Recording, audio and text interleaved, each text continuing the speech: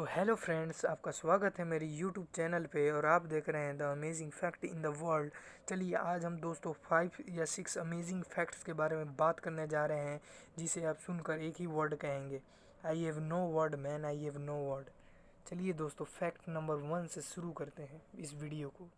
चलिए दोस्तों fact number 1 की तरफ चलते हैं। क्या दोस्तों आपने कभी ये अर्थ की एज के बारे में जानने की कोशिश की है, जिसमें हम हमेशा रहते हैं, जिसे हम हमेशा अपनी आंखों से देखते हैं?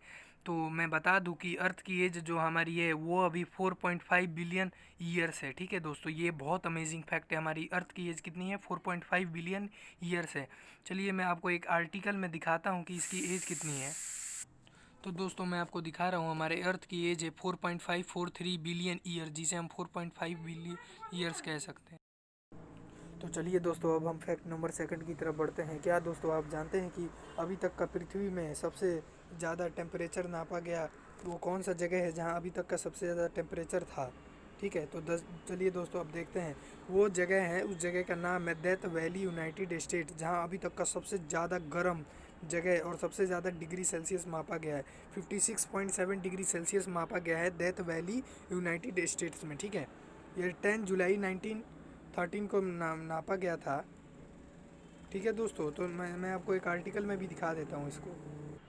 इधर आप देख सकते हैं आर्टिकल में लिखे हुए हैं कि 56.7 डिग्री सेल्सियस था। ठीक है, और कहाँ पे था? डेथ वैली, यूनाइटेड स्टेट्स में था, और ये 10 जुलाई 1913 को मतलब ये नापा गया था।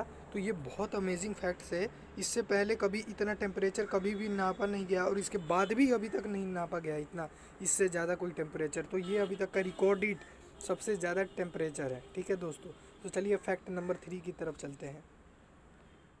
दोस्तों अभी हमने बात करा था कि सबसे ज़्यादा अभी तक का नापा गया सबसे ज़्यादा हॉटेस्ट मतलब प्लेस कौन सा था। ठीक है, अब हम बात करने जा रहे हैं कि सबसे ज़्यादा अभी तक का कोल्डेस्ट प्लेस कौन सा है, सबसे ज़्यादा ठंडा जगह में कौन सा नापा गया था।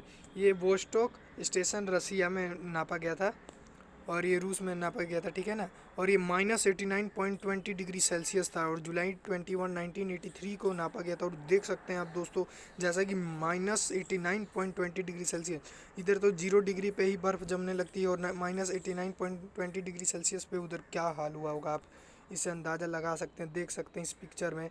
और भी अधिक जानकारी चाहिए तो आप मुझसे कह दीजिएगा, मैं इसके ऊपर अलग से वीडियो लाऊंगा। और इसी बात पे एक लाइक और कमेंट और सब्सक्राइब तो ज़रूर बनता है। तो क्या दोस्तों आपको एसएमएस की फुल फॉर्म पता है? ये फैक्ट नंबर 4 है। क्या दोस्तों आपको एसएमएस की फुल फॉर्म पता है? अगर पता है तो, अगर आपको जानते हैं एसएमएस की फुल फॉर्म, तो पहले वीडियो को पॉज करके कमेंट बॉक्स में लिख दीजिएगा कि इसका फुल फॉर्म ये होता है। अगर नहीं जानते तो मैं बता देता हूँ कि एसएमएस का फुल फॉर्म होता है शॉर्ट मैसेज सर्विस। एस से शॉर्ट, एम से मैसेज और एस से सर्विस होता है। ठीक है, इसी बात पर एक लाइक करिए, और अब चलते हैं हम अपने फैक्ट नंबर 5 की तरफ। रुकिए, अभी फैक्ट नंबर 5 से पहले मैं एक चीज़ आपको बताना भूल गया था। आप कहेंगे कि मैं फैक्ट नंबर 1 पर कैसे आ गया कि अर्थ की एज क्या है।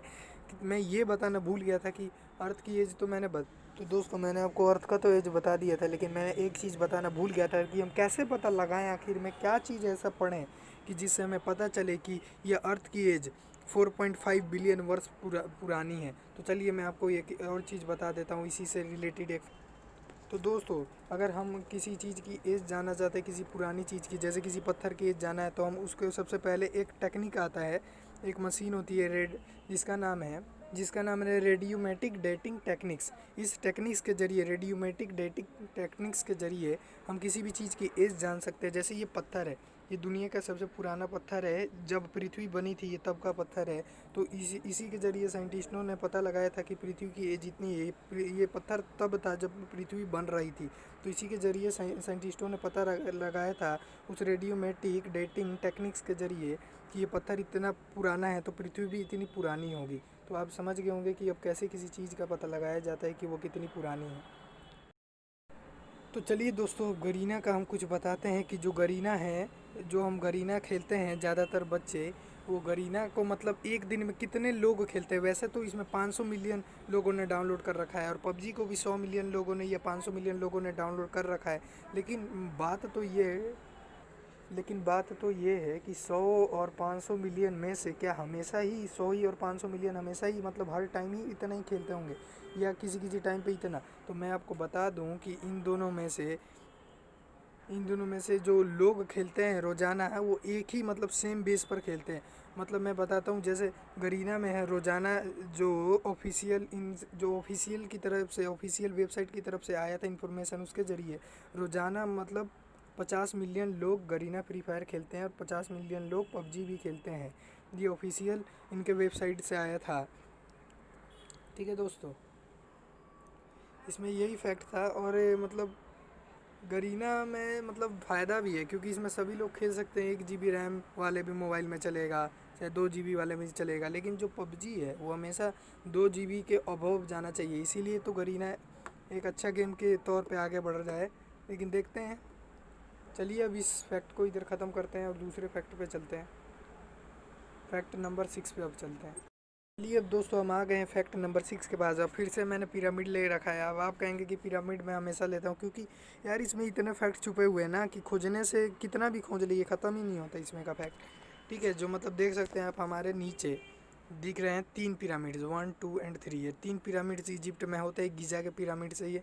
और इनके ऊपर देख सकते हैं एक के ऊपर एक स्टार है, फिर दूसरे के ऊपर एक स्टार है, फिर तीसरे के ऊपर ये रहा एक स्टार इधर के साइड आप देख सकते हैं। ऐसे ही करके 3 हैं स्टार एकदम ऊपर तीनों के।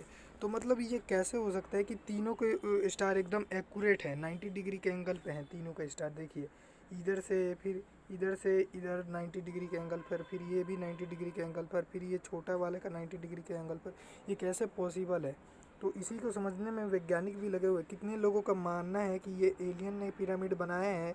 और ये तीनों स्टार इसलिए दिखते हैं क्योंकि एलियन इन स्टारों के ऊपर से कम्युनिकेशन करते हैं, कम्युनिकेट करते हैं, और इधर इसके माध्यम से इधर बातचीत होती रहती है उनकी, ऐसा माना जाता है। चलिए आप इधर भी देख सकते हैं साइड में ये 3 स्टार्स है। एक जैसे इस ब्लॉक में बंद हुआ है एक स्टार, दिखाता हूँ अभी आपको 2 मिनट। अब देख सकते हैं एक ब्लॉक में स्टार बंद हुआ है, इधर एक, फिर इधर 2, फिर इधर 3, आप देख सकते हैं।